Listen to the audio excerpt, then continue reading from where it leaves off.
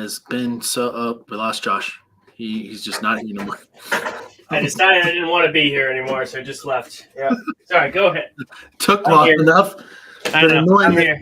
Been annoying the piss out of you for what, 2 years now, just trying to get rid of it. What's up, Nerfers? Welcome back to the show. It has been forever. I'm in a new house finally. I got that horrible chapter of my life figured out. So that's not a permanent setup. We'll figure all this shit out. I'll get some visuals. Maybe I'll just buy a bunch of books and get custom covers on them, so my back cabinet can look kind of like Josh's, and I'll just do, I don't know, I guess I'll just do Iron Man because he's clearly the better out of the two. Okay. All right. Well, I was hoping for more of a visceral reaction than that, but that's okay. It's not warranted. I'll help you with those custom covers if you want. Yeah, here we go. Let's jump on it. So yeah, it has been a while. We took a little bit of a break for the holiday, and then kind of like kept things going for a little bit longer to sort of like restructure how we were going to be doing things around here, and to kind of like make good on all the promises that I was making beforehand. And we just kind of needed to shuffle things around, kind of prep ahead of time properly. And then I found out that I needed to move. So I was like, okay, well, that's going to throw a bit of a hitch into things. And so for like the last month and a half, I was trying to find somewhere, well, longer than a month and a half. For like the last 2 months, I was trying to find somewhere to live. If anybody's looking in the market right now, you know it's a fucking nightmare trying to find somewhere to live at the moment. Rent's just outrageous. It's like, so I'm not saving money. That's certainly true. But we're here. We're in. We are going to be throwing you guys some episodes, and I'm going to try and work in some of that new sauce, try and get in some of that new shit that I've been talking about doing for a while now. But we're going to kick things off with like the classic podcast. This is where it all began right here. Well, technically we began with trailer reactions, whatever. Don't fucking don't go all historian on me. But here we are, the N.A.P classic, back in the chair with Mr. Josh Howell. Josh, how you doing? I'm good, man. I've been tired. Had a hell of a weekend. But I'm good, movies, TV shows are coming back. TV shows have been around, but movies are coming back, at least in the theater. Comic-Cons are coming back. I've got 4 shows in the next 2 months. It's going to be crazy. So like one of those we'll be at together. That's right. That's right. Planet Comic-Con at the end of April. That's going to be fun. So if you're in Kansas City or you're going to Planet Comic-Con, you can actually run into us. So come say hi. Mm-hmm. First of all, it will blow my mind that somebody shows up at that con who knows who we are and doesn't live around here. That'd be amazing. That'd blow my mind and just on its own. But go to cons again. It's like, I don't know if it's safer, but the concern seems to have gone away. Then again, there's a little bit of there's some shit going on overseas right now, so that could be it too. Who knows? But what we do know right now is that there's still a crap load of stuff for us to talk about. A lot of shit came out, revealed itself while I was moving, while I was packing, while I was unpacking and pulling my brain out at the same time. Actually, a trailer released like just yesterday, Miss Marvel, so we could actually watch that. If we really felt like it, we could jump right onto that. We could jump right into the train with a trailer reaction. Screw it. Who knows? But I saw Batman. I witnessed a few trailers that were pretty mind-blowing. So we'll be talking about that. Unfortunately, we've got some bad news in the show today too. And while at the same time, there are still plenty of things to look forward to for the year of 2022. We're still very early on. How do we want to kick things off here, Josh? What do we want to do?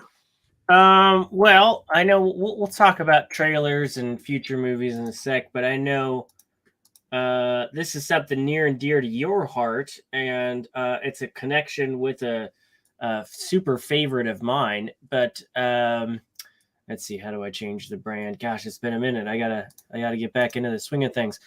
The creators of The Expanse, which for the last 6-7 years has just been my go-to television. The Expanse is I've read the books up until like book 5. I need to finish the rest of the books. The You've never seen The Expanse, right? You've never seen this show. Much to your chagrin, no, not yet. It Okay. is on my list. I've got a fucking long list from you right now. I I've know. got a long list of stuff from you that I need to check out, and The Expanse is pretty high up there because you've recommended it quite a few times at this point. So there's a point in history with the Sci-Fi Channel on cable where in its prime, it had things like the Dune and the Children of Dune miniseries, and it had Battlestar Galactica. And when the Battlestar Galactica remake came out, people were just floored by how good it was, and it really elevated that channel. After that, and after MGM went bankrupt and the Stargate series dropped out of circulation, Sci-Fi went into this weird weird state of being. I mean, they had WWE on there a lot, which I agree is very sci-fi-ish. But they went into the Sharknado era and did a lot of crazy shit. And then in a few years back, they launched a new show called The Expanse, and it had most of this cast in it. It had who played the first Punisher? Not Dolph Lundgren, but the next one. Oh, he was also in The Mist. Thomas Jane. It starred Thomas Jane. It had an incredible cast. The show was like immediately called highbrow sci-fi. People like the dude that wrote The Martian, and anybody, even Tice. What's his face? Who's the most famous scientist guy that's not Bill Nye? Neil deGrasse Tyson. Neil deGrasse Tyson. He even said this show is great stuff. And it was on for a couple seasons, and then Sci-Fi dropped it, and people were like, what the hell? You finally had a gem again, and you let it go. Well, then Amazon picked it up and brought it to fruition with a few more seasons, and it was just been every season has been grade A television.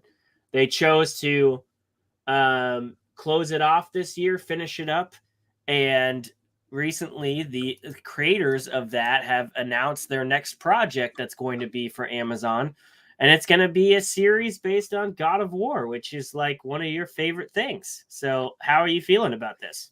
So I have a lot of questions, and I don't know how many of them you're going to be able to answer, but 0. What era of God of War are we talking about here? Because that is very important.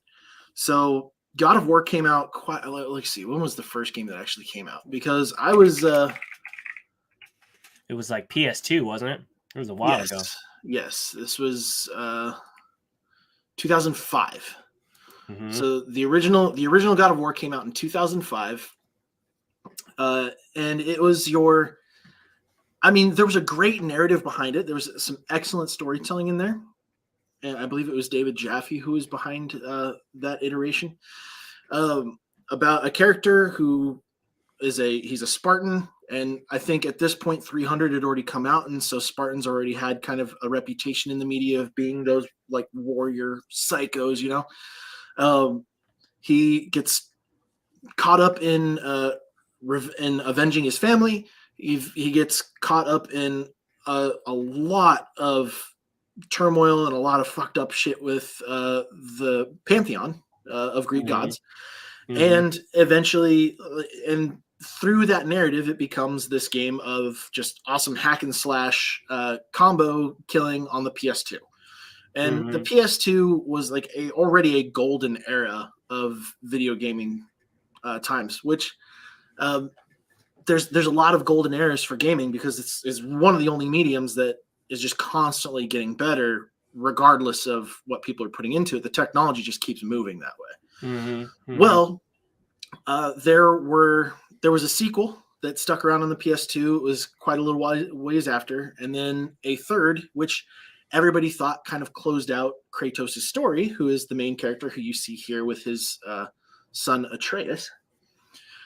And then out of nowhere, they announced for a 2018 release, I believe is what it was. It would have been around that time that the next iteration of God of War would come out. Now, there were a bunch of PSP titles that were not great.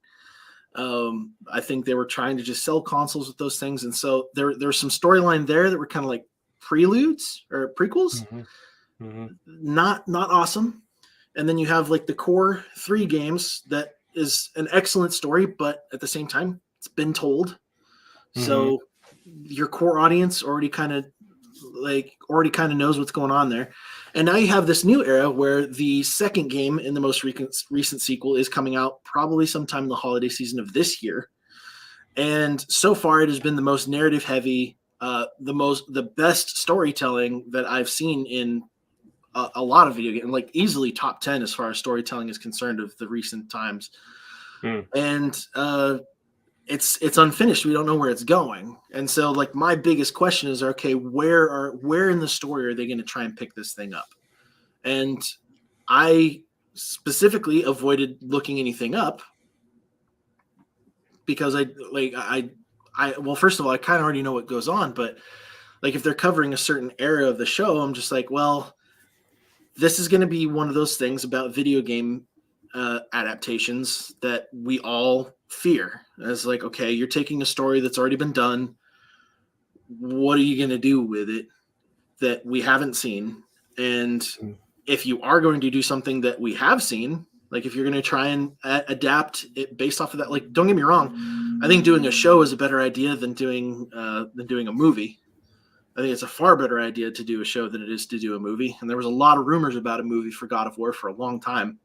And Vin Diesel was who everybody was trying to get to play Kratos' character, which actually like, might have been kind of hilarious, but at the same time pushed me farther away from the excitement.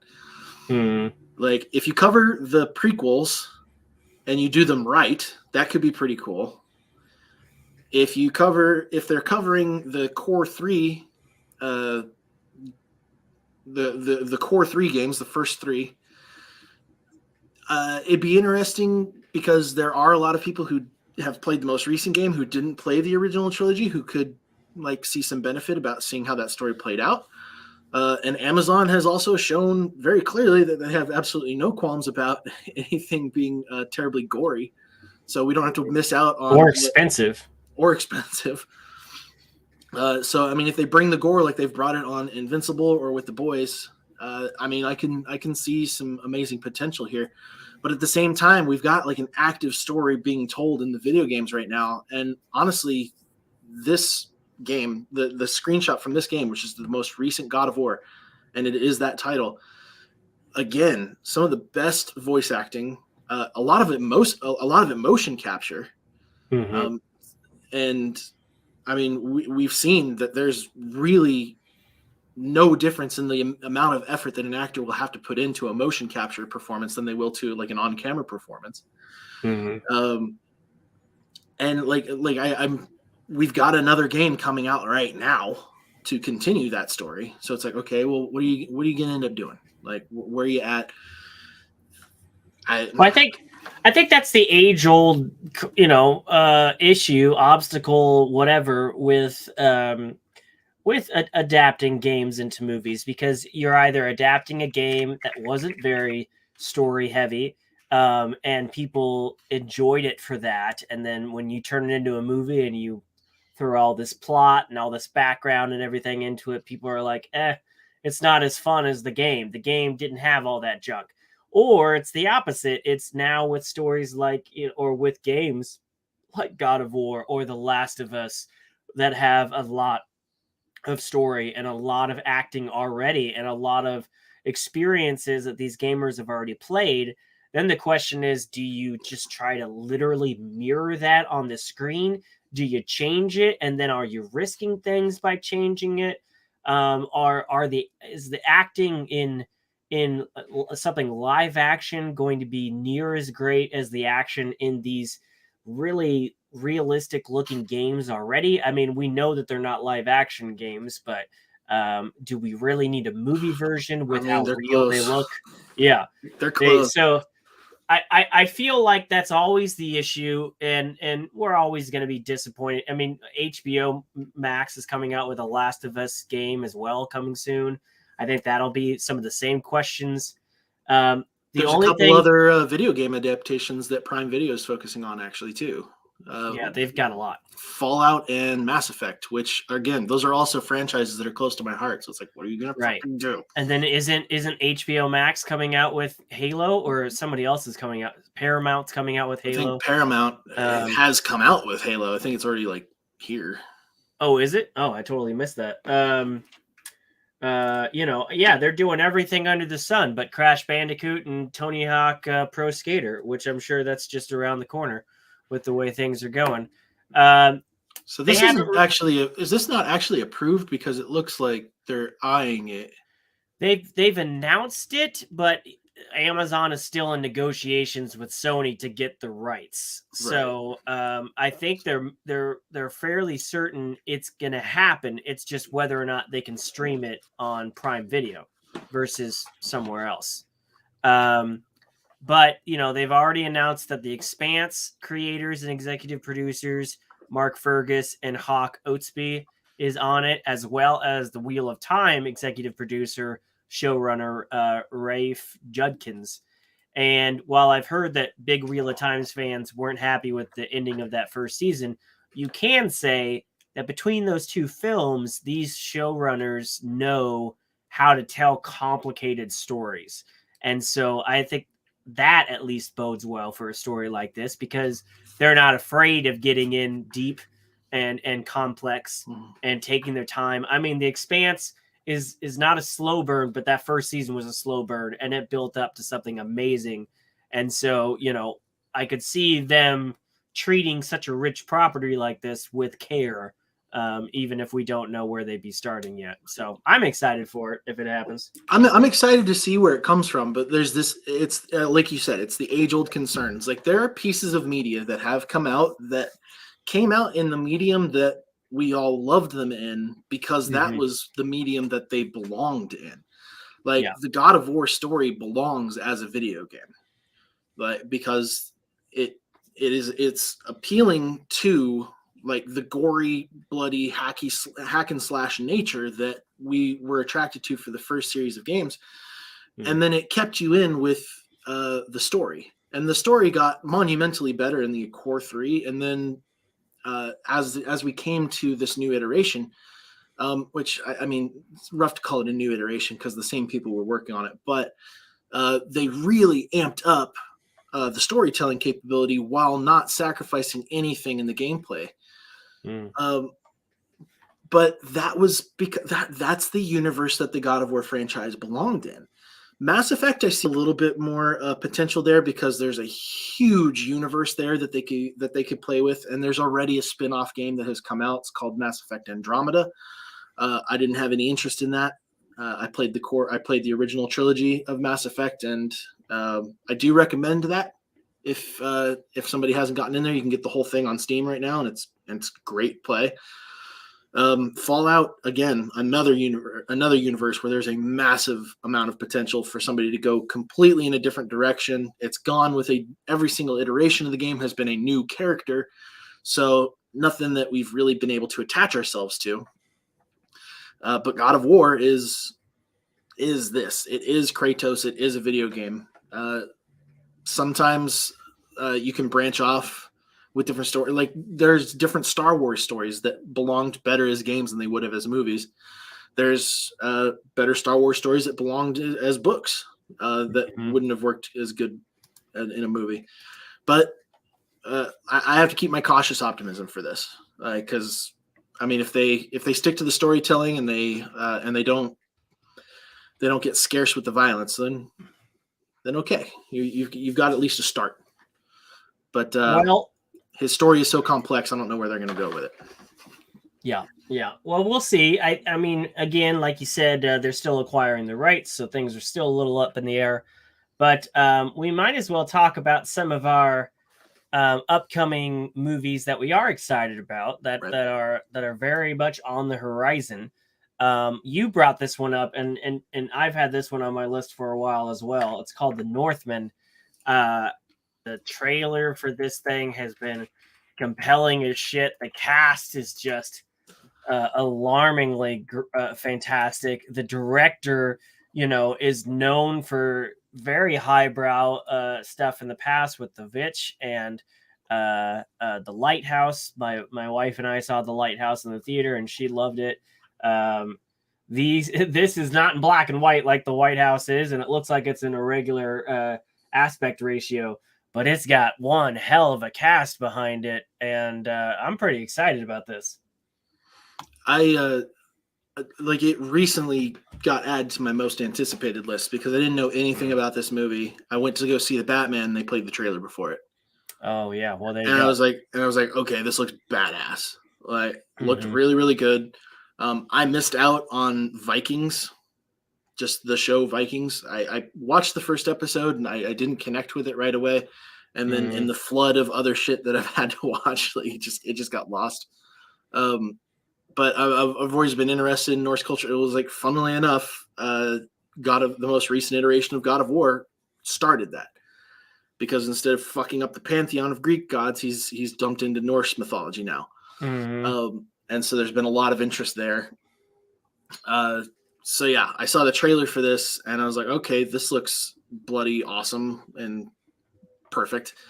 And then I saw that it's Alexander Skarsgård, who has been, I mean, he wasn't great in Godzilla versus Kong, but I mean, he was in Godzilla. Oh, he was. Oh yeah, I totally forgot about that. Yeah, that's just where I recognize his face from when I'm here. Like, I'm looking at the cast though. You've got Alexander Skarsgård, you got Anya Taylor-Joy, who is just we're both a huge fan of. She's just had one year after another. I mean, ever since what was the M. Night Shyamalan movie, the prequel, The Glass, Split. Ever since Split, she has just been on fire with every single one of her roles. She was in Split, she was in Glass, she was in the Queen's Gambit. She was in Edgar Wright's latest film, which was interesting. She's got so much on her plate, and she's just killing it. It's great. But continue. There's so many more. I mean, you got Willem Dafoe in here too. Bill Skarsgård, who I'm not familiar with outside of prosthetic makeup. Yeah. Nicole Kidman. Okay. I don't have a strong connection there, but yeah, I mean, just those play. I mean, you throw Willem Dafoe into something where he's going to be a psycho. I'm like, all right. Excuse me, do not stop there. You got Ethan fucking Hawke is in this movie. Oh, I'm sorry, Google isn't showing me that. Of all freaking time, Ethan Hawke's in this movie. Bjork is in this movie, and Klaus. I don't know if that's how you say it. Klaus Bang, who played Dracula in the 2020 BBC adaptation. This is a crazy cast. This is you also have the Mountain there. Yeah, you got so many people in this film. It is insane. So many people with long Viking looking hair in real life as well. It's a crazy good cast. You get some people in here with some Norse names that I will not try and pronounce. You got Alexander Skarsgård back in his Tarzan body. I mean, that dude, he's got muscle. He's got muscle and he's got height. I mean, how tall is this guy? He's got to be like, he's 6'4". Oh wow, I thought he'd be at least like 7 foot. The dude always just looks tall, and I've loved him ever since True Blood. The guy is just, he's got talent, man. He's got talent all written all over him. So I can't wait for this. This is gonna be fun. I love this. The people all like, I put in Alexander Skarsgård, and it's like people also search for James Marsden. Do they? Do they? What? Were they even on a project together? I'm trying to think if they were. I can't help but wonder if that's just that's James Marsden's paying for some. His agent Google is working SEO hard. He's like, who do people like? Alexander. Let's pay off Google to say, and this guy. It's like, well, I got this Viking movie. Maybe people are looking for Cyclops too. Wow, all right, James. Well, he is coming out with Sonic, so It was like he answered one of those emails that we're all getting about enhancing your Google SEO results. That's and like, hey, it might work. This Good looks news, James, it intense. paid off. They've only released one trailer for it. I mean, it could turn out to be a super slow burn. I don't know. I don't know what to expect because the director, he's he's pretty prolific, but he's not known for super action packed movies. His movies in the past have been kind of slow burn mysteries, which this doesn't look like that, but it looks like it has the potential to be a slow burn, and that all the action in the movie was in the trailer. Either way, it looks really compelling, and I'm excited to see it. So I can't wait. I'm stoked. I want to get back into the theater more often. Batman lit me up, and I was like, all right, this one's another one for sure. Making the theater. And we're going to talk about Batman in a little bit. We've already talked about it, me and Allie, but I want to get your thoughts. But continuing I'll be on, quick. We've got Bullet Train, which just released a trailer. This looked different. This looked interesting. This one definitely got that style. This one was another one. Like I saw the trailer for it while I was moving, and it was just one of those movies where it's just like, all right, it's got Brad Pitt in it, and like he's in there. We've got the girl from The Boys in there. We got Karen Fukuhara, Michael Shannon, Brad Pitt, Zazie Beetz, Sandra Bullock, Hiroyuki Sanada. I don't know if you're familiar with him, but I've seen him in a few things. Particularly, he was in Wolverine. He's in Mortal Kombat. Yeah. He's a great stunt guy. Yeah. And then where's he? Brian Tyree Henry, who I don't for some reason every single time I see him in something, like he's normally playing some sort of comic relief, but like he's just that kind of funny to me, where I'm just like, you know what, I might see this just to see him in it. And he's playing an assassin, so it's like, all right, it's just a bullet train load of people who are going to want to try and kill each other. And instead of a train full of one person who killed somebody and having to solve this mystery, it sounds like it's just going to be chaos in this iteration. So I'm like, all right, let's give this a go. Well, Brian Tyree Henry was in Eternals, but he's also one of the stars.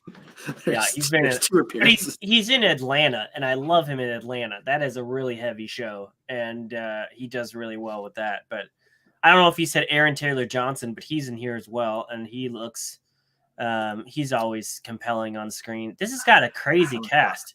Haven't gotten that far. Masioka from Heroes. There you go. There's another. This can't all be. I don't know if Google's casting is being honest with me, because this is a lot of names. I'm looking at IMDb right now. Okay. Well, let's just bring it back a bit. Let's talk about the director. I mean, we're talking about he was involved with John Wick, Deadpool. That was the fact that popped up afterwards when I found out that it was the John Wick guy. I was like, oh, okay, all right. And Atomic Blonde, which was basically just John Wick with Charlize Theron. Really care. I didn't care for Atomic Blonde, even though I'm a huge Charlize Theron fan. I think his best work was the Celine Dion music video for Ashes. That was an insanely well done music video that he directed for the Deadpool 2 soundtrack. Wait. That's just, you're just gonna throw that in there. Yeah. He directed a whole music video for Celine Dion for Deadpool 2. So yeah. Okay. That's wonderful. It's fantastic. I love that in his IMDb credits he's showing up as he's known for, and these are the 4 things that he's known for: Deadpool 2, Ground Church Mutant, Fast and Furious presents Hobbs and Shaw, Etienne Helicopter Pilot, director for Atomic Blonde, and then producer for John Wick. Yeah. In that order. Yeah, he's not known as the director of Deadpool 2. He's known as Ground Church Mutant. Yeah, that's great. Anyway, going back to this Bullet Train, I don't have much to say about it. It was a very fast-paced, stylistic trailer. It looked like it could be fun. I'll definitely watch it when it comes out. I'm trying to be less judgy before I go into a movie now, and kind of like go into it with some more optimism, instead of seeing a trailer and be like, you know what, I don't really feel like that would be worth the theater experience, because I was thinking about it from like like a return on investment thing. You know, I was like, I would pay Sure. like a crap load of money to go to the theater. It didn't get any cheaper. It was like Mhm. pay a crap load of money to go into the theater to see a movie. You want it to be a good time. You come up disappointed. You're like, well, fuck. I guess I had some popcorn. Like Right. I wanted to avoid that experience, but I don't know. Like if I keep doing that, then you're just gonna have to you're gonna keep yelling at me because I haven't seen something that you want me to review with you, and I just don't know if I can take the guilt. That's anymore, right. man. I'm gonna keep yelling at you. That's exactly what I'm just straight up yelling. You're a very volume heavy, intensive person. Yeah, we all know Anyway, what kind of a temper you can get, a Hulk. Vikings, or not Vikings. The Northman is coming next month. Bullet Trains. We're only talking about it because the trailer just dropped. We've got a lot of other Marvel movies coming out this year that I think we can talk more about when they come up. They'll get their own episodes probably. Yeah, So, I mean, we don't need to go in it. We don't have as many DC movies. I love how I went to a Batman film. I went to the IMAX fan event, and it was really nice. They had these graphic moving posters on the screen with a countdown to the 7 o'clock hour. At 7 o'clock, they played a 60-second or a two, maybe it was a 2 minute, not 1 minute, kind of just sizzle reel of the DC properties coming out this year, and then went straight into the movie. No trailers, no nothing. For as long of a film as the Batman was, that was really nice. Would be good. But looking back, the sad thing is that half of the films that they teased now got pushed to next year. So this is going to be a very Marvel heavy year. I think we have one DC movie coming out by the end of the year, but most of the slate got pushed. What's that one that's coming out before the end of the year now?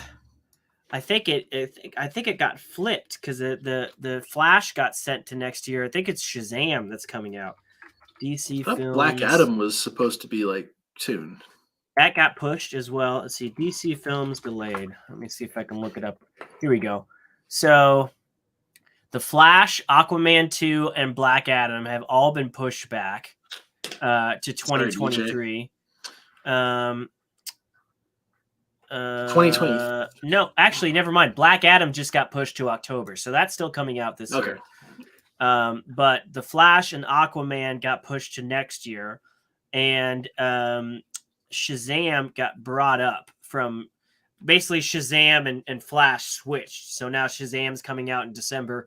Flash is coming out in the summer, and there's so many rumors. I don't even want to go over them all, but a lot of them are talking about doing a lot of reshoots, Henry Cavill coming back, no longer killing off Batman.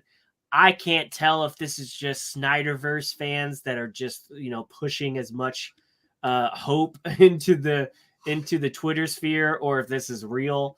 But we do know that they were delayed for a reason, so we'll see. But we'll talk about those more. We got so many other things to talk about. Mainly, one of the things I want to talk about next is a loss for the entertainment industry. William Hurt passed away recently, and it's not like he was young. He died at 71. Yeah, he's getting up there. I think he died of natural causes. I know he had recovered from cancer a few years back, but he has always been like a favorite character actor for me. I've really loved him. I mean, yes, he was in the Marvel films and he was in the Dune sci-fi series, but he's played in a ton of roles, and I've just, they weren't always big roles, but I always just loved when he was on screen, whether it was, something small, like it was normally small, like Mr. Brooks, he had a really small role. A History of Violence, he had a very small role. But when he was on screen, I thought he always commanded it really well. Even if it was like the leader of the village in the Village movie for M. Night Shyamalan, or stuff like that. Right. Okay. Yeah. He was the dad in Lost in Space. He was in a lot of films. When you think about it, he was in a lot more. If you start looking through and you're like, oh, that's right, he was in that too and that too. So yeah, I was trying to, like, because I didn't want to like have him be a part of the segment and be like, oh yeah, the only thing that I've seen him in is Marvel films, was because I know that I had to have seen him in other stuff. But Yeah. but yeah, he's in Frank Herbert's. He was in the Dune miniseries. Is Yeah. that Frank Herbert's Dune?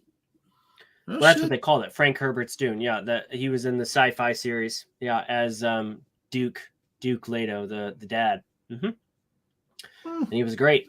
That's what this picture down in the bottom quarter is from. That's from Dune. Oh hey, he was in the. Is this who I think it is? Yeah, yeah. I remember this.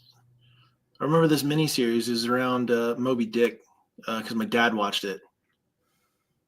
What was that called? And it was Moby Dick. He was Oh. Ahab. You'd be surprised to learn.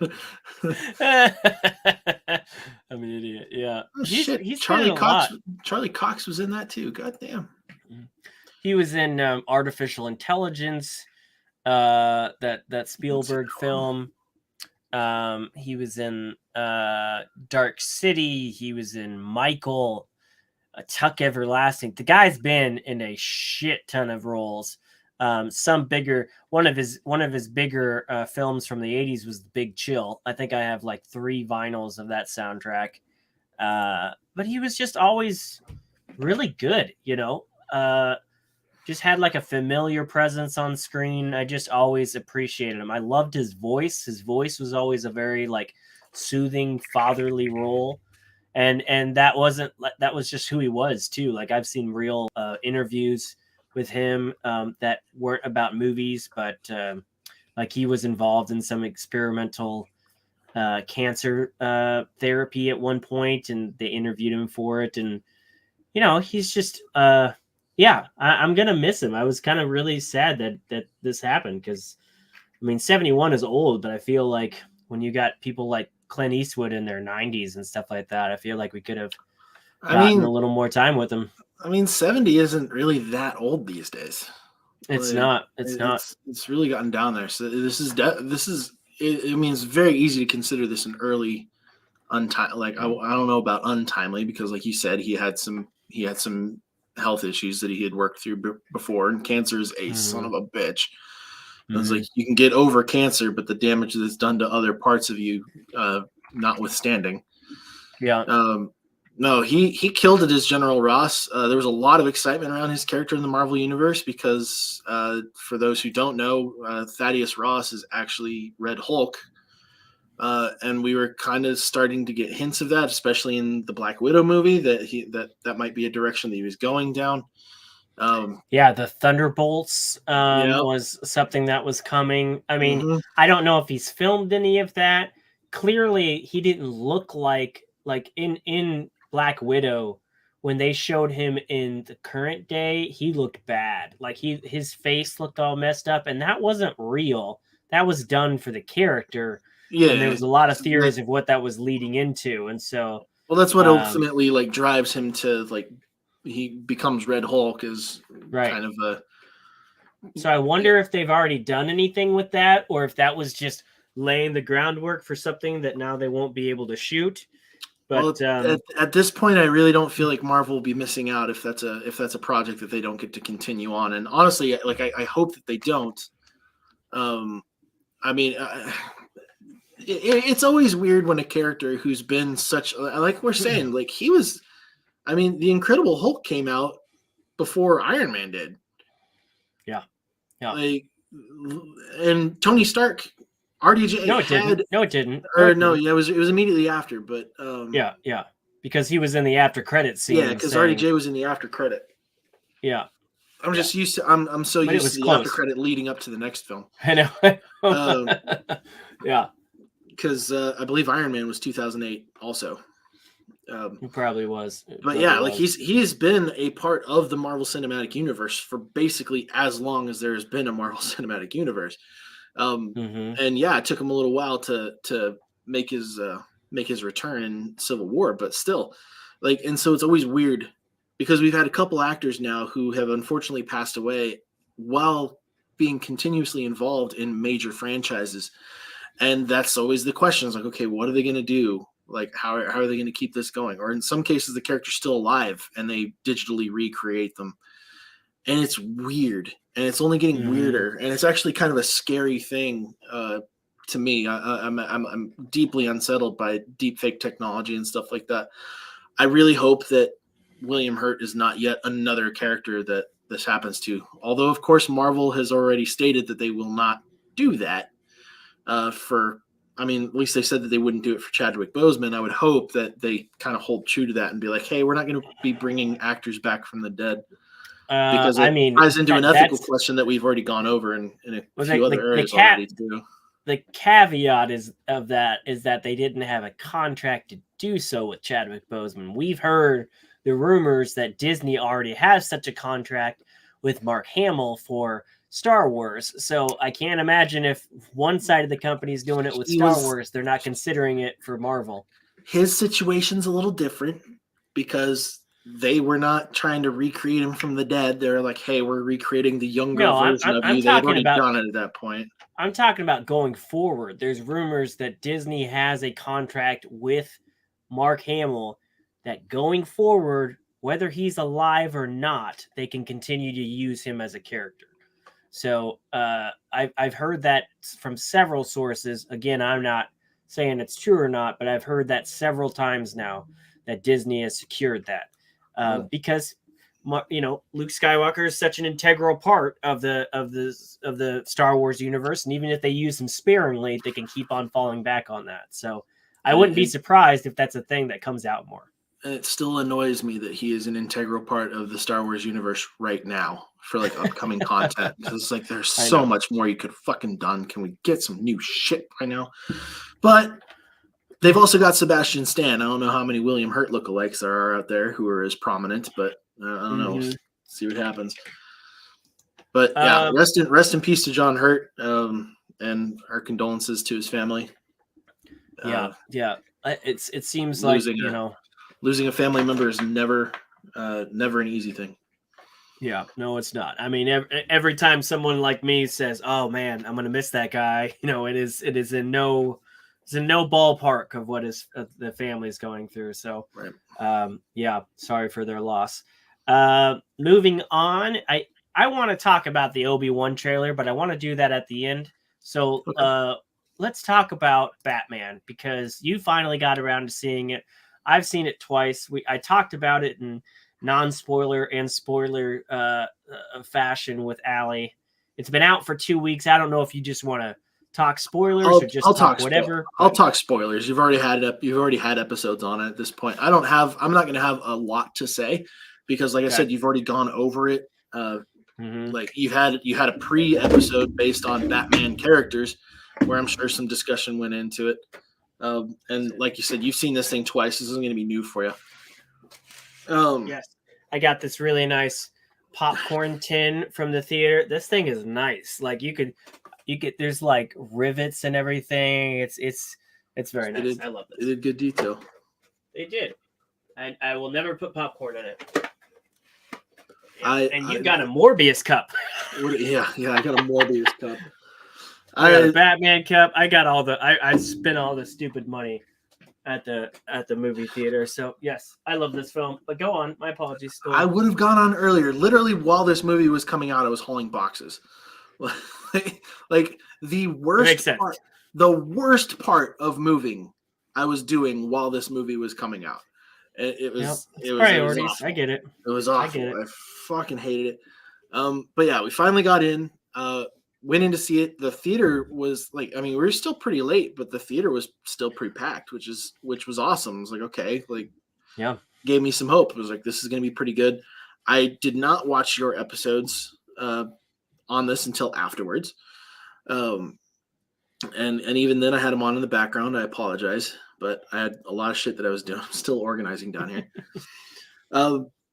The thing that I was most excited about, just as soon as I showed up to the thing, is that I didn't have to sit through another fucking trailer for Sing 2. Like, I don't know if that has plagued you at your most recent, but I feel like for the last 2 years, every single time I'd gone to a movie theater, I've had to see a fucking trailer for Sing 2.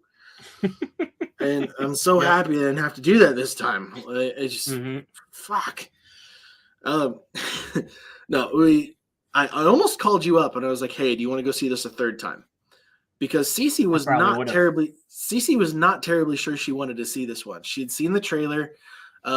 She's not into blood and gore. She thought that it was going to be kind of like gritty and dark and gruesome. It was like she's not even a really big fan of the Daredevil series, and like Mm-hmm. I would argue that the Daredevil series is much darker than this show as far as In parts. in parts.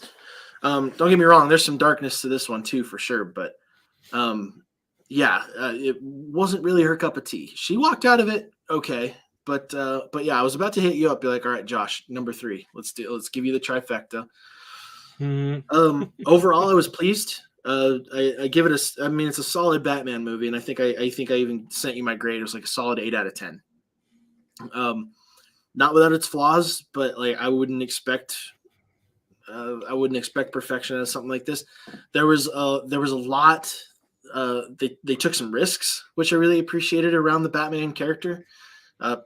Just in the casting alone was a risk. There were a lot of people who were not on board with that. I personally fell in the camp that I think he did a good job. Uh, I think Robert Pattinson did. I think he did an excellent job with the subject matter that he was given and the direction that he was being given. It was clear that they were going for a much darker, angrier, not quite as wise yet Batman. Like hasn't quite settled into what his responsibilities are, what he really needs to be doing, and how to kind of like handle the horrors that he is dealing to himself, that he's like really plunging into on his own. Um, while saying that, I also feel like one of the key components of a Batman movie or of a good Batman character or Bruce Wayne character is they really are playing 3 different characters. They're playing Batman, they're playing Bruce Wayne in the public eye, and then Bruce Wayne when he is among people who know that he is Batman. And I really didn't feel like we got those individual dimensions with this particular iteration. It really felt like Robert Pattinson was kind of being the emo guy like the whole time. I didn't see a lot of nuance in his performance under that particular regard. It felt like he was angry, felt like he was sad or depressed, and that was about it. And that's kind of like my only real complaint is that we didn't get to see him like grow into the type of Batman that he was going to have to be. Like he was never like forced into being that person when he needs to be. It was like even when he was at the funeral for the mayor, he was like he was dead faced. Like he was like he didn't say anything to anybody. Like he didn't really have any interactions. The new mayor came up to him, started talking to him, and he acted like he's never talked to another human being before.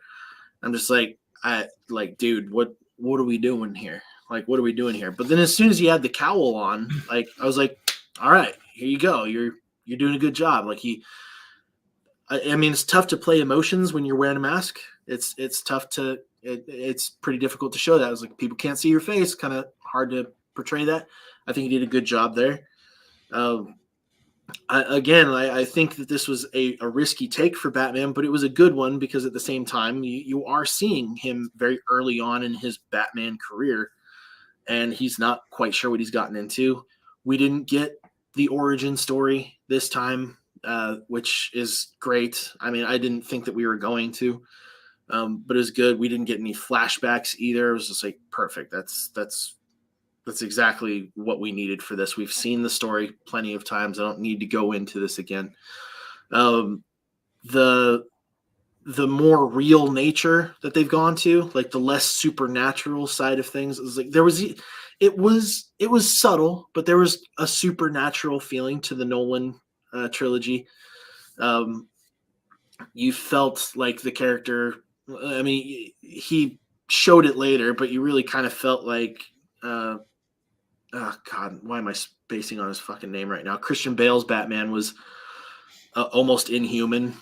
Like with some of the stuff that he was able to pull off this time around, it was very clear that Robert Pattinson's Batman was getting affected by everything that he was doing. I related to him as Batman more than I have for some other Batmans in parts, if not for a lot of it. That was, but yeah, like my main complaints there was just that, and then there were some editing choices in the film that I thought were kind of funky and brought me out of the movie at some points, just with like the quickness of the cuts and transitions between scenes to where it's like, okay, he's at the computer or he's doing his work, then boom, we're Batman again. And it all felt like it was like, okay, it was, what is this, like 10 minutes later? Did he throw the costume on and then immediately go out and do this? We just skipped his travel montage or something like that. We didn't jump to any other scene. Like it literally just cuts from him doing this one thing here, and then immediately it was like boom, we're right on to the next. I don't have a specific example right off the top of my head, but a couple of them happened very early on in the film. It just and at first, just with the monologue, I thought we were going to be doing the one long night side of things. I was expecting that we were going to cover just sort of a single night in the Batman thing. I think we talked about that in one of our previous episodes where we were thinking that the trailer might have even been alluding to that. And they didn't go down that road. We saw some comic inspiration very clearly from that and from The Long Halloween. From so much, yeah. Like there was a lot from The Long Halloween. Dark Victory, Catwoman in Rome. There was a lot of stuff lifted from those stories. Yeah, Hush, a lot of stuff. The last thing that that really took me out of it was when he was on the roof helping Flood. Well, he cuts the line with his utility knife, which is also his logo, which I thought was cool. I was like, all right, that's neat.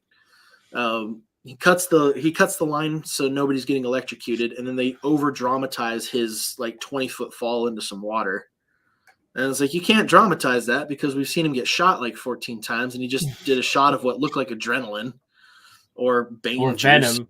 Yeah, Venom. Could be Venom. Like that was what I first thought it was. I was just like, oh shit, okay, is this where we're going? Like, but like I like that they didn't really show what was actually going on there.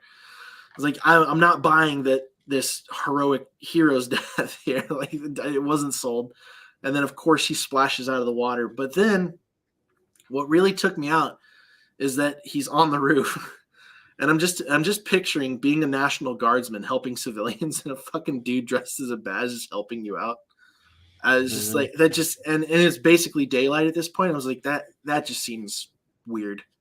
That took me, and also the Batman in the daylight at any point seems weird. Yeah. But the flying squirrel costume instead of like gliding wings, I don't know, it's kind of 50-50 on that. It kind of depends on like where I'm landing at the moment, but yeah, those were my main complaints about it. I love John Turturro's character. I love Carmine Falcone. Like I liked seeing him in a very serious role like that because I'm used to seeing him in comedies. I think Zoe Kravitz did a good job. I think Colin Farrell did a fucking amazing job. And he's getting a series. I can't wait for that. I had to show Cece like the picture of the guy who played him. She didn't believe me. I was like, yeah, that's what he actually looks like. That's just how good their prosthetics are. He didn't sound like Colin Farrell. I was like, you could have told me that the actor just needed some scarring, whoever it was. Give me a completely different name, and I would have bought it. There's some great, just straight up Batman moments that I really appreciated. The Batmobile scene was great. The introduction of it I thought was kind of lackluster because they're doing the drug bust, and no bad guys have gotten into cars and started driving away yet. It's just like he got shot a little bit, and then Penguin's just standing there, and he's like, okay, I'm gonna go to my car because he's probably gonna start driving away now. But like, you're Batman, dude. We've seen you get shot a lot. Like, just fucking go and kick his ass now. But no, he got into his car. It just seemed like again, it was kind of I think it was like an editing choice. It was like, I feel like we could have done something better to give him to initiate this chase. That part gave me chills. I loved it. I thought it When was they fired it intimidation up, tactic. when they fired it up and the whole chase was going on, I was like, I'm on board. This is great. This is awesome. He's got like his super muscle car. It's got a fucking thruster on the back of it. Like it was awesome. Like it was great. And I got a little bit of a shiver, but I couldn't help but feel like it's weird how we got here. Well, having a couple weeks to think about it and having seen, a lot of different comments online, I think, there has been a common thread. Man, I don't know why Batman fan groups on Facebook just went after this film. Like everything from this is Twilight Batman, or this is emo Batman. This has no shred of canon or any feeling of the original Batman to it. I mean, that's not true. That's bullshit. I think this had one of the most detective sides of Batman that we've ever seen. Honestly, the more I thought about it, the more I thought about the current iteration of Spider-Man. When Tom Holland's Spider-Man first came on the screen, people were like, this isn't Spider-Man. This is some young kid. We don't have the duality of maturity that we're used to. We don't have a lot of the obstacles that we used to. It's just a high schooler. This isn't Spider-Man. We're not even, they didn't talk about Uncle Ben. We don't know why he's Spider-Man. By the time No Way Home came about, everybody was like, all right, this is legit Spider-Man. We took 3 films building up to this, and it is now just excellent. And I agree with that statement. I think they really developed that character well, and I think they're laying the groundwork to do the same for Batman. I think yes, he is emo, but when I saw him in emo, I saw the same character that Christian Bale was when he was planning on killing his parents' killer. He was a mess. He didn't have that duality. He didn't have that fake face and that Batman face. This movie was all Batman. There was hardly any Bruce Wayne, because he made it clear at the beginning, I don't care about my life outside of this. I don't care about my money that I'm losing. I don't care about my family's legacy. I don't care about how people see me. He is a emo mopey bitch kid, but that is like the point. I think that was that's not a choice that Robert Pattinson made. That was all in the writing. And I feel like this could be the new Batman Begins, in that it's a pretty good movie, but it's setting up for an amazing movie if they develop the themes and the characters that they laid the roots down for. Here, I feel like, you had Alfred. He wasn't in there a lot, but he was trying to get him to be more. You had this politician who was trying to say, hey, your family has a legacy that you're not really living up to. And you had this Batman who was vengeance, and by the end of the film saw the real impact he was having on the city, and it was not a good thing. And I feel like if we get that sequel, we're going to get more of the things we're used to. We're going to get that playboy side. He's going to comb his hair. He's going to wear something other than sweats and a black t-shirt around the house. I feel like we're going to get more of that if we get a sequel. So, and I think people are jumping on this film, and I'm not saying you were. A lot of people are just like, this is just emo Batman, and it's shitty, and it has, it's nothing like the character. And I mean, I saw so many shades of the character, and in the context of the film, I saw the groundwork for a true character development if they bring a few more films. And so I'm excited for the future of it, for sure. I mean, like I said, I enjoyed the film. I think it's a solid Batman movie. I think it's a great, like you said, like if it's a kickoff for him to have like a trilogy where we're actually seeing, it's like, this is him growing into the Batman character that we all know and love. Mm-hmm. Awesome. Like let's see that roughness. Like let's see him struggle. I would expect the next film to be one where he like loses badly. And it's like, all right, he's got to scrape himself up at this point. I do agree also with what you said. This was actually a better iteration of Batman, the world's greatest detective, where like the roots of the character actually came from. He did a lot more detective work here. I can't remember the actor's name, but the character who played Riddler was excellent. I remember seeing him in Paul Dano. Paul Dano. Yeah. I remember seeing him in There Will Be Blood and thinking this guy is nuts. And he brought that same energy into this movie. Pretty fucked up.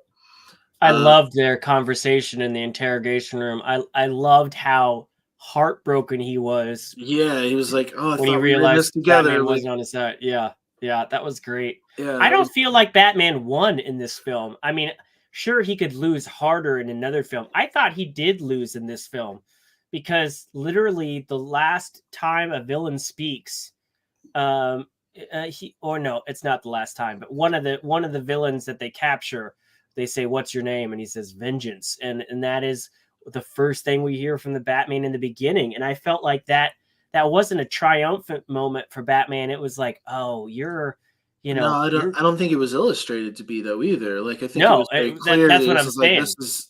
This is wrong. Like so I think while he beat the bad guys in the end, he realized that he fucked up in the end, and that the next movie would be about redeeming himself from this movie. I feel like he's got a lot to atone for, and yeah, I'm interested to see where they take it. Well, it would be interesting to see, like, because he didn't really end the movie in a worse or better state than where he was before. Right. Like his life was more or less in the same boat.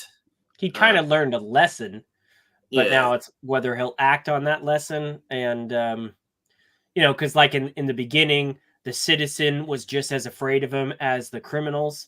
Yeah. And in the end, some of the citizens were trusting him enough to let him help them get to safety. So we'll see. And the cops were letting him get away with a hell of a lot.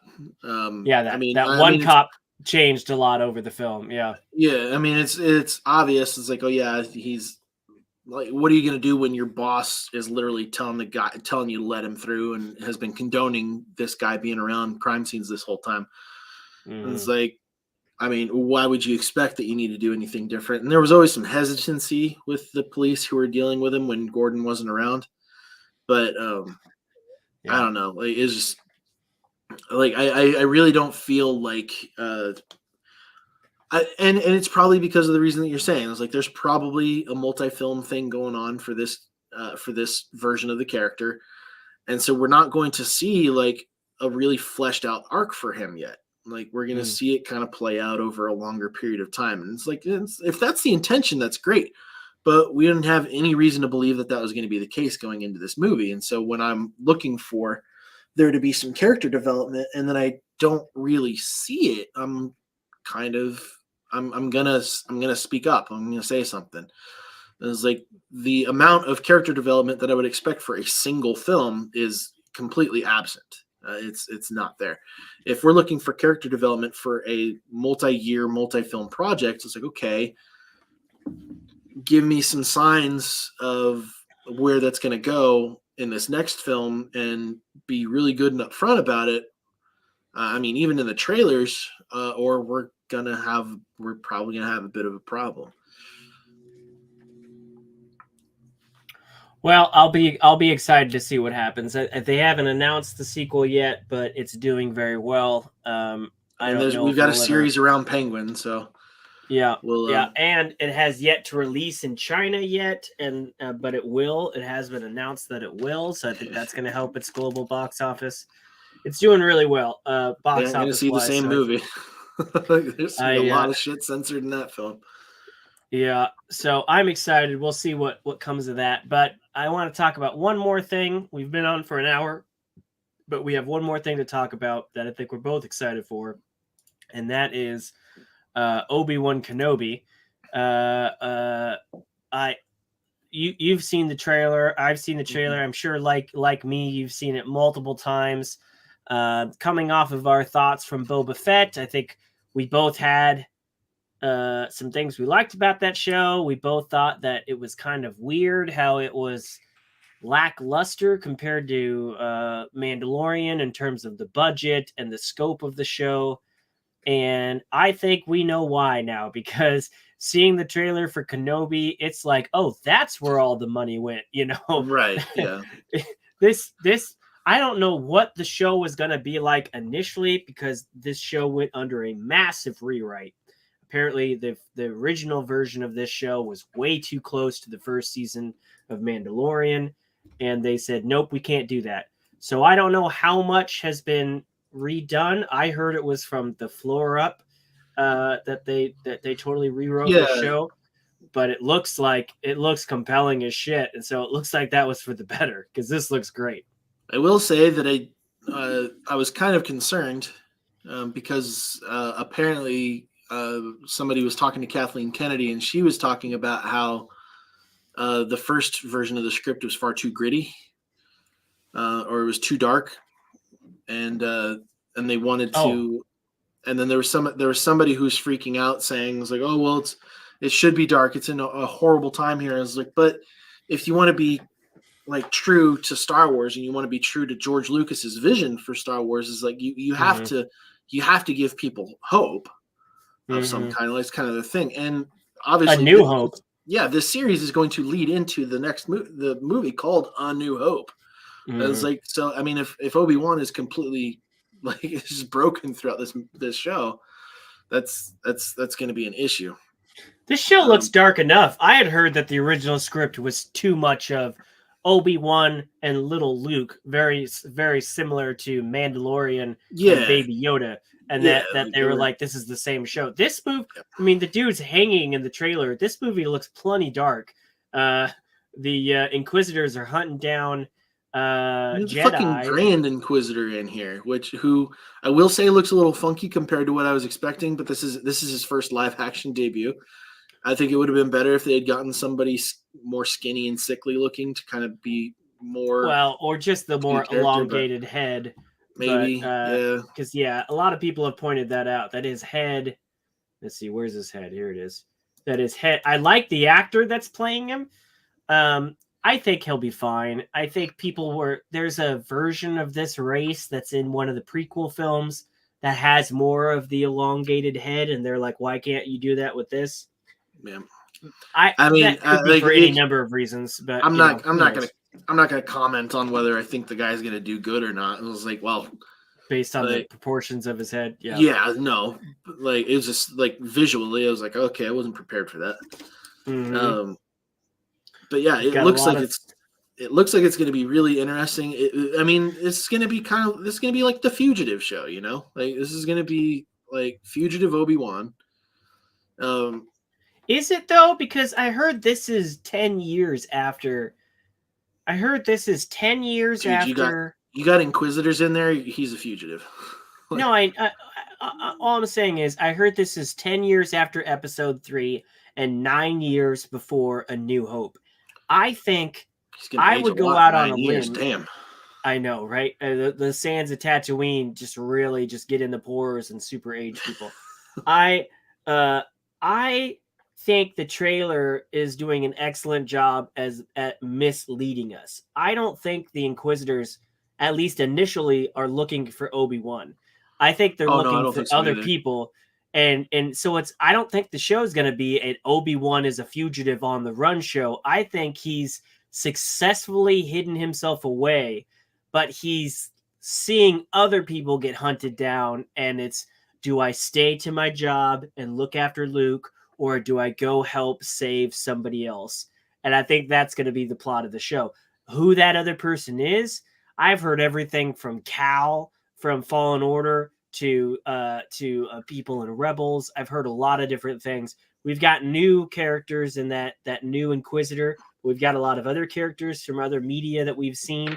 So who knows what they incorporate into this? A lot of stories have been saying that he goes to help Leia, and I really hope that's not the case. Oh, I hope not. That would be no. Well, she's just as tiny as more as not necessarily Leia, but Bail Organa. no, they all they're dealing with is rich people problems right now. They're fine, Yeah, I hope that's not the direction they go now. I would love, first of all, I would love to see Cal Kestis show up in this show. I think that would be really cool. A It'd lot of be people are saying this is him. I don't know if you've seen those theories. A lot of people are saying that this is Cal, just without his signature red hair. I don't think that's him. I mean, it could But be dyed hair, but on the red, no, yeah. I think they probably would have been a little bit more obvious with it if they were going to reveal Cal like that. He would have had the poncho look. Oh yeah. It was like, That's true. because they're gonna make me play a game with nothing but fucking ponchos. They're gonna stay That's true. right. They're gonna stay That's true right. to that character when it gets revealed. I Uh-huh. think it'd be really cool to see Cal Kestis in this. I think it's far more likely that we'll see more characters from Rebels in this than just the Inquisitors. I will not be shocked in the slightest if we see a version of Ahsoka in here. I kind of hope that we don't. The character that, I mean, I've already told you this, but I would really like to see Hondo show up in this because it looks like there's going to be a lot of dealings with the criminal element here, and that would be I pretty. love That would be I pretty sweet to see love that Hondo in he's there. back. Joel Oh my Edgerton. gosh, Joel Edgerton. I love him. I love everything he does. I guess he's been always campaigning, hey, if you ever need this character to be back on screen, I'll come back. Well, this He is a was great such way like a for it because it's going to be a great way to establish sort of his disdain for old Ben yeah, Kenobi as it's shown in A New Hope. and Be like maybe that'll be a he major plot sees point. that Yeah. the Inquisitors are showing up to Tatooine and they're assassinating people or they're hanging them in the street because of these things. And he's like, he doesn't want that for Luke, so Right. he's going to try and steer Luke away from that as much as humanly possible. I was like, yeah, Mhm. this is a great series to do that. Like, this is a great way to express that, which also does kind of line up with not having Obi-Wan be the one that they're hunting on Tatooine. So it's like, no, they're Yeah. just taking out Jedi and Jedi sympathizers. And it's like, there could be a rumor that a Jedi had been sighted and they come to try and figure that out and they're killing Mhm. people who like It's Tatooine. are not Everything here enough. happens on Tatooine. Yeah, they Yeah. could be just killing off people who they think are helping hide him or something like that. Like, And just like Ewan McGregor, he has aged since episode 3, but he's got a long way to go in 9 years. But at least they're consistent with these characters aging a little well, bit. and who knows? Maybe we have more of a time jump than, like, maybe it doesn't start 10 years from Revenge of the Sith. Maybe it starts a little earlier, and then we see Maybe.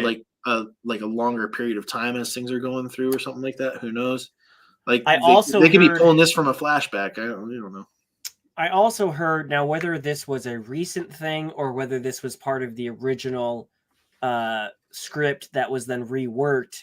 But I had recently read an article from the Hollywood Reporter that said Darth Maul was supposed to be a big part of this series and that his scenes were cut and replaced with Luke Skywalker content.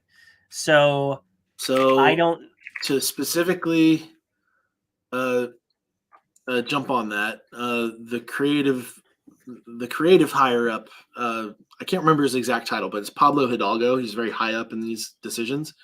Mhm. Responded to that story on Twitter saying that it was just straight up bullshit. Oh, really? Yeah, which, I mean, the higher ups in Star Wars don't comment often on stuff like that, but yeah, Hmm. he jumped right on there. Either way, this they made it clear in the trailer. This is a limited series. This is 6 episodes. Dear God, I hope they're not 6 25 kind of sometimes stretches to 30-minute episodes. Give us some solid 6 episodes. I want this to feel like a 6-hour movie. I mean, it certainly looks like it from the trailer. It looks like they got the money, but I honestly have I would not be surprised if we don't get a season 2, if this is a one and done deal. So for me, if they don't throw in things like Darth Maul, that's fine because we see that meetup later. We Right. see it in Rebels. We've seen that. We don't need to pack every cameo under the sun into this show. Give me a good story, keep it tight. 6 episodes, if that's all we get, make them the best 6 episodes you can possibly give us, and then we'll come out of it saying thank God. But I have heard a lot of people saying, man, if you screw this up, this is one of the OG characters. This is going to be less forgivable than someone like Boba Fett, who had Yeah. 5 minutes of screen time over 3 decades. Well, we've got high expectations around Obi-Wan. We know who we're dealing with here, and we know what he's been through. The prequels have seen a massive surge in popularity since they came out. Or well, I don't know what necessarily started it. I would love to say that it's because of the prequel meme subreddit. But who knows, who knows if that's how it actually came about. There's been so much, yeah. The expectations are going to be far higher with a show like this, without question. But I don't know. Give me a good Obi-Wan show, man. That's kind of where I'm at. He's just like, you know what? Just like, doesn't even have to be a good Obi-Wan show. It's just like, just give me a good show. Like, just give me a good story. Look, like, we had a Hawkeye show that for a while had nothing to do with Hawkeye. I don't want that to happen to Obi-Wan. It did. It just wasn't Obi-Wan. It was. It just wasn't the Hawkeye we all thought it. Like everybody thought it was going to be. It was like the new Hawkeye. Yeah. Well, there isn't another Obi-Wan Kenobi, so I don't give a shit. Yeah. I don't want you to pack in another Padawan story in 6 episodes. I don't want him training somebody else.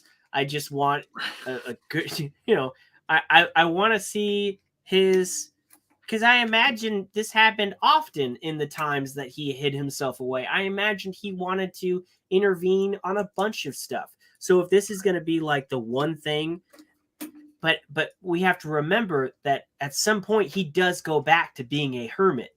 In fact, so much so that people call him crazy, the crazy guy that lives in a cave. So that means that somehow at the end of this series, he has to be at that point or be on the road to that point. So I think the series, if you're only going to give us 6 episodes, they really got to land this, because I don't think they're going to get a second one. Yeah, I don't know what they're doing. Like, it's going to give me a lot less hope for the Ahsoka series, or for the Rogue Squadron movie, or for the Acolyte series, or for the fucking the guy from Rogue One series. Right. Oh yeah. At least his series, it's Andor. not really based on anything. Yeah, Andor. At least his series, that's mostly just new stuff. Like they can do whatever they want. Yeah, they have what you've always wanted, the freedom of Star Wars to do other things, But if you can't tell me a good story with an established character who like already has like a badass reputation, you don't have to it's still, I mean, even Cassian Andor's got a reputation, and we know what realms he's willing to go down. Sure. I don't know. Like, if you can't tell me a good story with Obi-Wan Kenobi, and you've got Ewan McGregor involved, you've got Dave Filoni subject matter, you've got characters from Rebels, it's like we've got an established good universe here. And if you're going to continuously fuck it up, then yeah, you're going to lose Star Wars fans fast, and rightly so. Yeah, I think this trailer did a lot of things to try to suggest that that's not happening. First of all, you had the Duel of the Fates, which I think every reaction I've seen when Duel of the Fates came on, people were like, "Oh my god, dude!" I started tearing up, man. It was fucking shit. And you would hope that they don't bring that out unless they're confident. Like this is something you don't just slap on to anything. They didn't show us Vader in this trailer. That was great. But we heard him. We heard him in the trailer. And that was another thing. They showed other villains. They didn't have to slap Vader in your face to be like, yeah, he's in here. Again, that spells confidence for me that this isn't the Vader show, because that always seems like is a card that Disney kind of plays when they need to make something better. The fact that we don't see him once, we just hear him. And it's almost, if you don't listen correctly, you won't hear it because Duel of the Fates is going on so loud. That spells a lot of confidence to me. And the money is here. Unless the rest of the scenes are shit, this looks like it has a lot of money. And I would hope so, And we see the Fortress Inquisitorius. Like, I'm watching the trailer right now as we speak. Just over and over again. It's hard not to. There's some new shit there. It was like we're getting what looks like it's going to be a new planet. Yeah, Like so I about would that love to. fortress. I would love to see Nar Shaddaa, like the Mhm. criminal underworld Las Vegas planet. Like that's what I'd love to see here. Do we like, okay, so this scene here with the underwater fortress, is this supposed to be before or after the Cal incident? Because he wrecked that place. This would technically be before. He didn't wreck the place though. Like they didn't destroy the whole thing. Like he just flooded a tunnel in it. This is Uh, before? I thought no, Cal would have been before this. yeah. So Because I guess it looks like there's his was multiple like structures, so because his maybe incident was like roughly 5 years after Order 66 was initiated. so either they rebuilt or he just didn't destroy the whole place. He just messed with one of the Well, he structures. was. They weren't even trying to destroy the place when they got in there. They're just trying to get the Right. holocron and get out. Vader did more Right. damage to the Fortress Inquisitorius than Cal did. That's So, true. spoiler alert for anybody who hasn't played Jedi Fallen Order, but Which go play it. Go play it right now. go play it. Go play it for sure. You need to play God of War too. It's on Steam now, so I you don't have know, an I excuse anymore. know. It's on PC. You I got to play really that shit don't. now. I love how we're getting so much. We're getting spinny like sabers. yeah, I Yeah. mean, Dave Filoni just must be going to bed with a smile on his face every fucking night because He fucking the better be. things 'Cause he's got dollar bills stacking underneath his pillow. I know, but Sleeping on a bed of Benjamins. I remember back in the day where Clone Wars was just like, yeah, no. If it's not on the big screen, it's not relevant, it's not Right. canon, you're wasting your time. And now every single thing that is on the screen is all just references to that. And it's not Well, it's to not be fair, the Inquisitors were not solely his no, creation. I know that. But a lot of the things that he brought forth in those and showcased in those shows are now getting some live action stuff, and it's not just like cameo references. It's like, no, this is canon. That was canon. This is the same universe. We're just now bleeding it more into the live action medium, and I love that. I just love seeing that. I love Yep. that I'm so glad that I went back and watched Clone Wars because I feel like I enjoy Star Wars so much more now than I did before. And that's It's been a lot of references. There's yeah, been quite a few references. and it feels to that natural. It content. feels natural. Yeah. But yeah, No, I'm excited. It's a good time to be a Star Wars fan, regardless of what happened with Boba Fett. I mean, like even after Boba Fett came out, like it was clear what direction they're trying to shift things into. Is that was just the Mandalorian, but the chapter was like they had some stuff around Boba Fett, like, and even people at Disney have been calling it the Mandoverse as far as that era has been concerned. This Kenobi series obviously not falling underneath that purview, but yeah, like regardless of how that series went, I do still have quite a bit of excitement to see how this goes. Kenobi was the show that they announced that I was like, that was the one that I was the most excited about. Like without question, I was far more excited about it, like, because this is an era that I like really like seeing. Like I'm loving Rebels. I'm still not finished with it, but I really like the elements that they're touching on in Rebels. The Bad Batch, I think, you is better going to finish that show because I heard I Ahsoka's going to be thick with references. well, I mean, I'm deep. I'm deep in there. Like I'm almost on the last season, so it would be really cool if the Bad Batch made an appearance here. Those are probably those are the characters that I'm probably the most likely in my, like, if I had a betting pool, they'd be like the top of the pool for characters that are going to show for cameos that are going to show up that haven't been announced. Because it'd be easy enough. You don't need to find actors for them. You just keep the voice actors and put them in helmets. It's like you're solid. Like, you don't have to do shit. They're not gonna or just the old version. Jedi. Who's the old version? Rex. Rex. You could just easily just have Rex. I mean, you got the actor. He's just been doing Boba Fett. Put a beard on him. Morrison, put a white beard on him. There's a theory that this is him. Where is it at? In the alleyway. No, who the Grand Inquisitor is talking to when he's spinning his lightsaber. There's a theory that that's who he's talking to. Where's that at? Right here. That this is Rex. I mean, Are those cybernetics in the back of his head though? Yeah, I can't really because there's something here. Looks like he's wearing glasses of some kind. I mean, you know, people bored on the internet. They're like, how can we change the saturation and try to find things that aren't there? You know, who knows? But I don't know. care. I don't think so. That looks like somebody who was wearing eye gear of some kind. I mean, of course. I mean, I'm sure there's the same amount of people who are freaking out about this alleyway scene here and who they're actually running into there. Honestly, I think that's Han Solo. I think that's too on the nose. No, I think that's Obi. I think that's Kenobi. With a gun? Yeah, this is like it's not the first time. Yeah, I think they did that on purpose. Like he's right there on that roof shooting a blaster. Is that him? I don't know if that's him. Yeah, 100% it's him. No, that to me looks like the guy that she's chasing in the street. It looks like this guy. Where's he at? The guy on the rooftop looks like the guy that she like cuts off in the marketplace. Yeah, looks like Kenobi. Might be Cal. That's not Kenobi.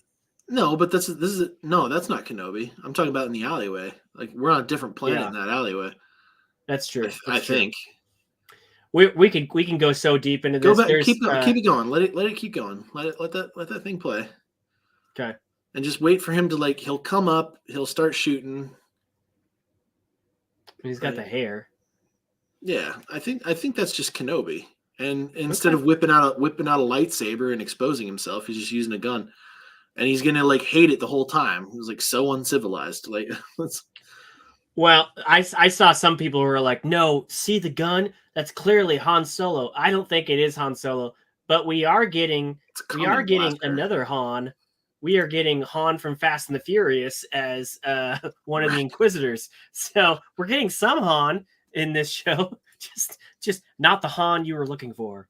But I'm excited to see him in this medium. I gotta look at that roof. I gotta look at that rooftop scene in 4K here, real quick. Stand by. Okay. I'm pretty sure it's just my super dark computer screen. I'm not watching it on the 4K monitor. I don't think it's Obi-Wan. I think it's the guy that they're chasing that Obi-Wan's going to come out of hiding to save. That's I mean, granted I have nothing to base that on, but that's what I'm guessing. Is that they're hunting down that guy and Obi-Wan's going to have to step in. Because I'm paused on that frame as soon as it cuts to that rooftop blaster scene. And I can see a dark robe and then white collar and white sleeve entry here. So I really just think that's Obi-Wan. And we do see Obi-Wan in those streets in another part of this trailer. So yeah, it very well could be him. I think he's just caught up in a moment. He probably doesn't even take his lightsaber around with him because he's right there. In how many of these scenes? Who knows how willing he is to even be mistaken. Right. And be like, oh yeah, fucking dude, I have a concealed carry on me all the time. And I'm paranoid as shit that if I lift my arm up too much, I'm going to flash my weapon and somebody's going to fucking freak out. I can only imagine finding out. I was like, oh, you're a fugitive. And if somebody sees that weapon, they're going to start ratting you out because there's a bounty on Jedi at this point. I mean, this might not be, probably not even Inquisitors he's going up against. They might just be bounty hunters. Maybe. Yeah. Either way, this looks great. I love the little aesthetic of the lightsaber for the eye. That was a great little touch. Limited series. So unless they change their mind, I believe that this will be a one and done series. So please, dear God. I hope they don't. I would like him to just. I hope they do. The one and done. I don't want multiple series of this. Oh, good. I thought you were saying that you wanted more series. No, I hope they don't change their mind. I hope they. I hope they put all the money. It's give us one good series. All the passion. Don't leave anything else out. Don't leave things untied. Just give us this. We don't need multiple stories while he's the hermit. Give us one thing that pulls him out a little bit, and then I could see it ending with, "Oh no, you were wrong. Go back to the cave and don't screw up again." So Yeah. I can't wait. I can't wait. This is going to be great. I'm super excited. It's not coming out on May the 4th, be with you, which is crazy, but it is coming out on the 25th, which is, I think, the 25th year anniversary or the 35th year anniversary of the original Star Wars. So, I mean, we're going to get quite a lot of content revealed and quite a bit of shit on May 4th, without question. So, I mean, this is going to be a big May 4th for sure. So, I'm to the point, though, I might not even watch another trailer for this film. For this show, I have gotten to the point where I've especially with the Batman. I watched the first trailer, I loved it. That was the "we're still in production" trailer. I watched the second trailer, I loved it. The Bat and the Cat trailer came out, trailer number 3. I was not going to see it. A friend of mine was like, "Dude, you got to see this. It looks amazing." I was like, "Fine." I watched it. And it showed the whole movie. And when I watched the movie, I was like, damn it. Had I not seen that trailer, I would not have seen these things. And I would not have been sitting in the theater waiting for these things. Because there's a point in the Batman movie that you think it's going to end, but there's this last act that's tacked on. And I think the Dark Knight, in comparison, was a tighter film with a similar runtime. Either way, I was sitting in the theater saying, I know it's not the end because I saw this, and this in the trailer, and we haven't gotten to that point yet. So I'm to the point where, in fact, even if I like a trailer, I'll stop a trailer halfway through so that I don't see the rest of it, because I don't trust the people that edit trailers. So I might not watch another trailer for this show. I'm fine with the people who 25th. I'm fine with the people who are editing trailers. I'm not fine with the footage they're being given. Oh, well, I guess like, it's come hand on. in hand with it's that. like, That's stop that's giving true. them shit that's like that vital. Like, are you fucking kidding me right now? Like, don't do shit. That's true. I'll give you that. There was a theory I read not too long ago that there are it was a dumb article, but I feel like there might even be some truth to it. Is that movie makers are putting are trying to put in less like plot twists and like crazy stuff in films, specifically, or stuff that isn't being revealed by trailer. Like, they're putting more stuff in the trailers to give people more of a reason. It's like, well, just like you said, it's like, well, I know this isn't the end because I saw this.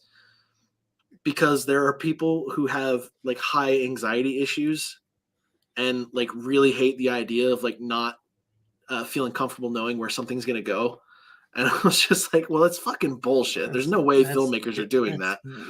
But at the same time, I was also like, well, I mean, maybe it's like one of those participation trophy things now where it's just like, well, you have to cater to everybody. And like it's just some douchey promoter tactic where they're just like, it was like, well, I need people to see more of the, like the teaser trailer should be enough for most people. Right.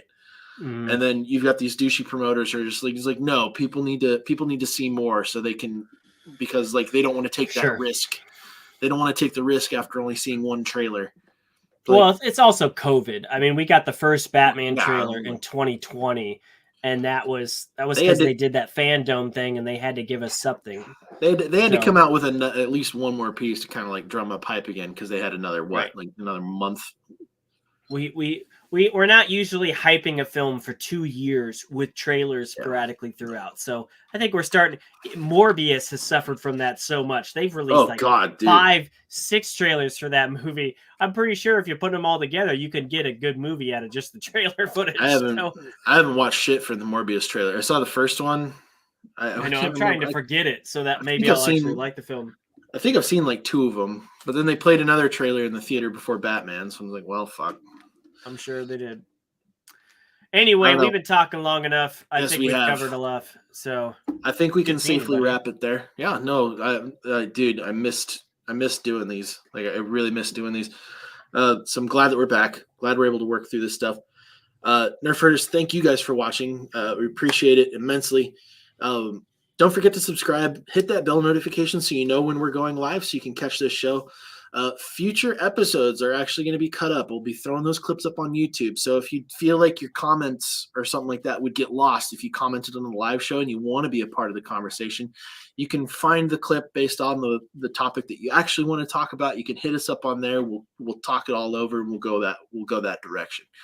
So keep your eye out on your subscription feed. Make sure you're catching that Nerf Herder content. We're going to keep talking about some new stuff that we're going to be going. I want to give you guys a refresh for our new season 3, I think is what we were going to be calling it. And like, I would love for you guys to be along for the ride. So thanks for watching this video. Hit the like button if you like this. Hit the dislike button if you didn't. Be honest, we can take it. Hit us up in those comments. Don't forget to subscribe. Follow us on all those social media. And until next time, have a good one. See ya. Later.